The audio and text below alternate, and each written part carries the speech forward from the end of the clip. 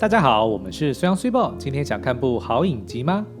这一次要介绍的是口碑台剧《俗女养成记》系列《The Making of an Ordinary Woman》。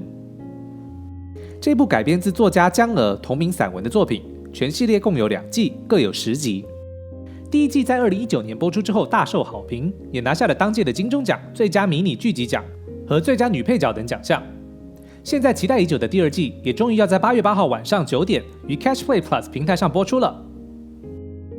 故事的主人翁陈嘉玲是个即将迈入40岁的熟女，在北上打拼了20年之后，感到一事无成，不管是在事业、感情还是在家庭关系上，都遭遇到了瓶颈。直到回到家乡，回顾童年，重新认识自己，才逐渐找回人生重心。而第2季的故事就延续着陈嘉玲在台南老家开始全新人生阶段来展开。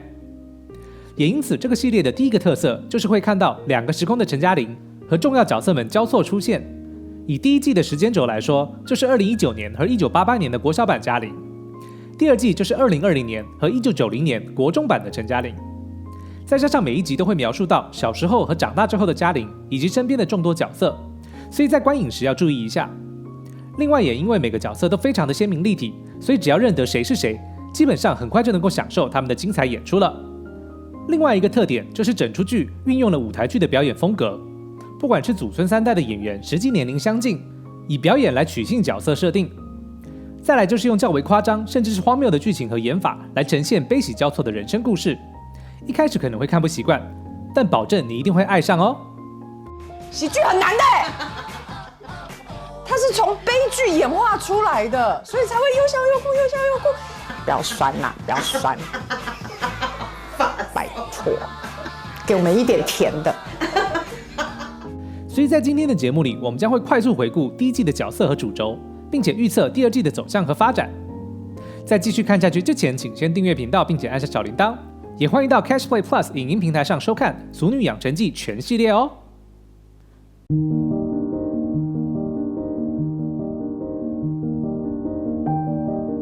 第1季是以故事主人翁陈嘉玲作为核心，分别带出她的男友、家人以及小时候的玩伴。接下来就让我们带你回顾这7个角色的人设以及对陈嘉玲的影响吧。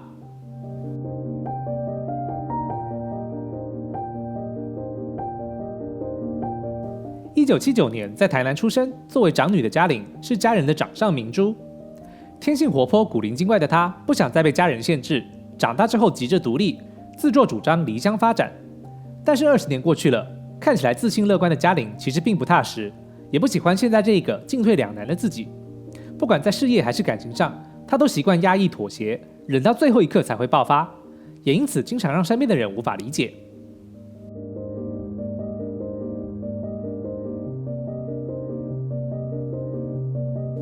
家境富裕、顺从母亲的江显荣，个性温和实际，和嘉玲同居3年多，还没结婚就已经像是老夫老妻一样平淡简单。总爱顺其自然的他，被嘉玲求婚，被母亲安排婚纱、装潢新家，最终也被嘉玲退婚。但是没多久，还是找到人结婚了。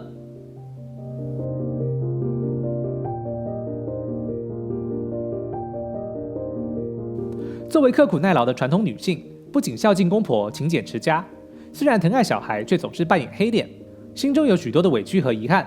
但爱为做于媳妇、贤内助和母亲的身份，抹灭了自我，将所有的人生希望都寄托在孩子身上。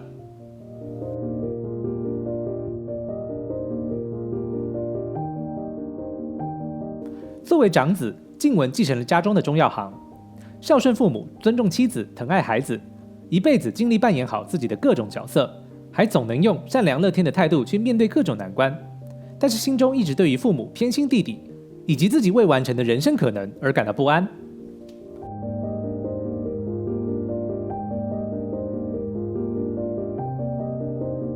个性直率外放的阿嬷，靠着一套高明的生存手腕，游走在乡里间，最喜欢唱歌和讲八卦，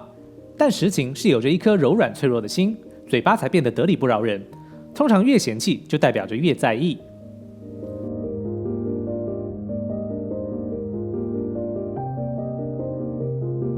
受日本教育长大的阿公，严肃不多话，生活节俭却非常重视外貌和形象，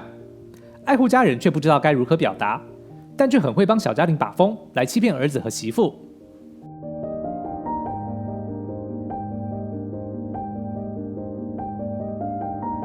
直率豪气的蔡永森是陈嘉玲小时候最要好的同学，抱有理想性格的他，在困难之下坚持投入地方选举，希望能够为家乡奉献。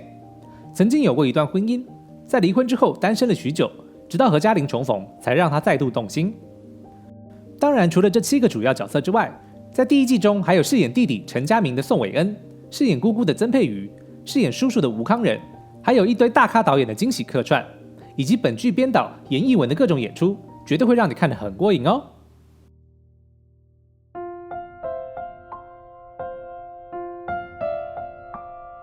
我的志愿就是当一个贤惠的家庭主妇，我会每天把自己打扮得漂亮有气质。请你以后说话温柔一点。惊到，较等传来收惊。其实剧名《俗女养成记》已经直接向观众破题，这是一个用喜剧的方式呈现现实无奈的故事了。俗女是淑女的谐音字，也是反义词。根据教育部国语词典简编本的定义，淑女是指娴雅贞静、有德性的女子。但是就算不要引经据典，用常识来理解，通常淑女就是端庄高雅，甚或是多才多艺的秀气女子。通常呢，也是万中选一、出类拔萃、备受青睐的人。在80年代，当台湾社会逐渐富裕，贫苦长大的父母们都想要把掌上明珠培养成大众眼中标准的淑女，而且似乎在那个年代有一个清楚的养成计划，甚至还有模板可以复制，就像是嘉玲的大表姐洪玉轩一样。这让小嘉玲总是被嫌不够漂亮、不够文静，一下又被逼迫学琴、用功读书，一下又被限制什么不能做、哪里不能去，应该要长成一个大家期待的模样。也因此，她按照游戏规则来活，明明在台北过得不好，还要嘴硬，为惯老板做事，帮他遮掩偷吃的行径，拖着跟男友不上不下的关系，不敢分开，还主动求婚，甚至在回家之后捏造幸福的假象，只希望大家不要烦他。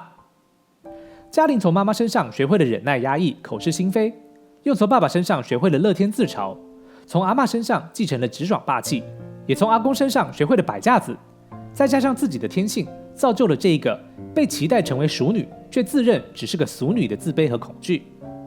心理学有个很有名的理论，叫做悲伤5阶段。什么？我做错了什么？我就要错在我想要当一个独立的新女性。还是我跟我老板道歉，跟张小玲那一下就好了，生活就可以恢复原状。我已经40岁了，没有公司会栽培我也没有办法转行了，我能够做什么？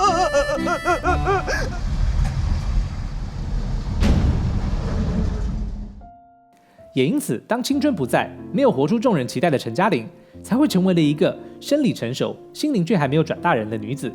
她得要借由回顾童年，重新出发，用自己的方式成长一次，才能够喜欢眼前的自己了。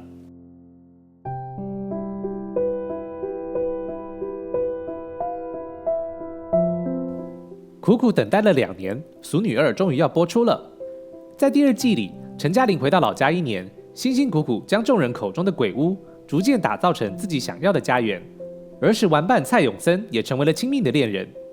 然而，嘉玲在台南的新生活并不如原先想象的美好。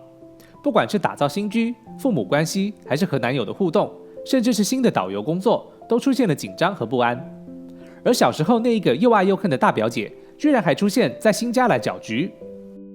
我们从最新片花中可以看到，正式进入中年的嘉玲要解决的不仅是上一季那一些还没有解决的个人困扰，还有来自家人以及人生新阶段的难题，让她此时此刻就像是重温了1990年刚上国中的时光一样，面临青春期的压力还有困惑。做查某真正无啥好的吗？也因此，我们将会在第2季中看到2个时空的嘉玲怎么从这些转变中再度成长。当然，还是用充满嘉玲俗女风格的方式啦。另外，2段穿插的时空线，除了会将陈嘉玲作为主轴之外，在第2季中更是会将家人和男友等角色，在当年的秘密以及现在的各种人生难题来做深度的讨论。不仅会深化原有的7大角色，也会加入更多新的关键人物，例如天心和李国毅等等，是不是让你非常期待呢？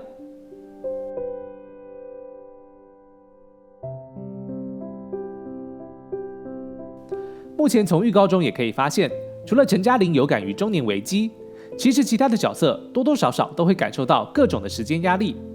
而这些压力都会迫使他们重新审视现况，也将会导致彼此的关系开始动摇，让整个陈家甚至是每个相关角色各自的秘密跟苦衷都会被一一揭露，让所有人在第二季里都会变得更加深刻与写实了。这样一来，相信我们也会变得跟嘉玲一样，即使在为自己当下的难题所苦，却也能够从关怀他人的过程中找回面对挑战的动力。也因为更加了解了彼此，反而使得原先的烦恼都迎刃而解了。看完了今天的节目，你是不是更加期待第二季了呢？从8月8号开始，每周日晚上9点，在 Catch Play Plus 影音平台上更新一集，首集可以免费观看。